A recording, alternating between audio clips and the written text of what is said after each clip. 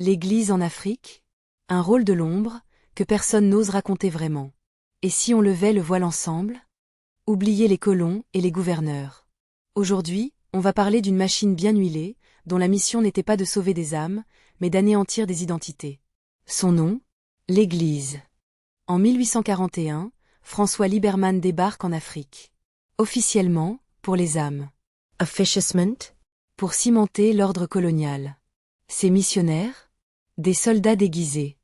Quelques décennies plus tard, en 1878, Monseigneur Lavigerie fonde les célèbres Pères Blancs. Leur devise? Prêcher et soumettre.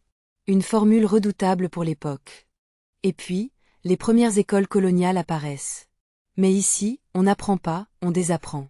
On t'interdit ta langue maternelle, on te remplace ton nom. On te pousse à renier qui tu es.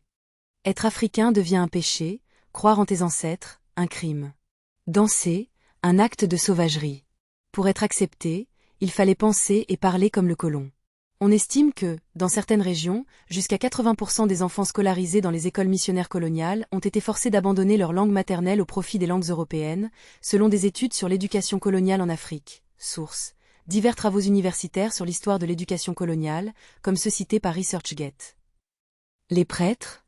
Ils bénissaient les guerres, justifiaient les conquêtes, et dénonçaient les révoltés. Ils sont devenus les yeux et la voix du pouvoir colonial, bien au-delà de la simple religion. Alors, que faut-il retenir? L'Église en Afrique n'a pas juste prêché. Elle a participé, elle a orchestré, elle a effacé. C'était une force active et déterminante dans la colonisation.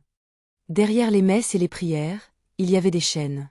Invisibles, oui, mais redoutablement efficaces. Des chaînes qui entravaient les esprits, les cultures et l'identité. Moi, je ne suis personne.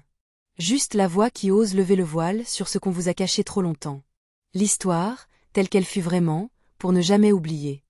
N'oublions jamais que la force d'un peuple réside dans la mémoire de son passé, pour que les chaînes invisibles d'hier ne deviennent pas les réalités de demain et que la souveraineté africaine soit éternelle.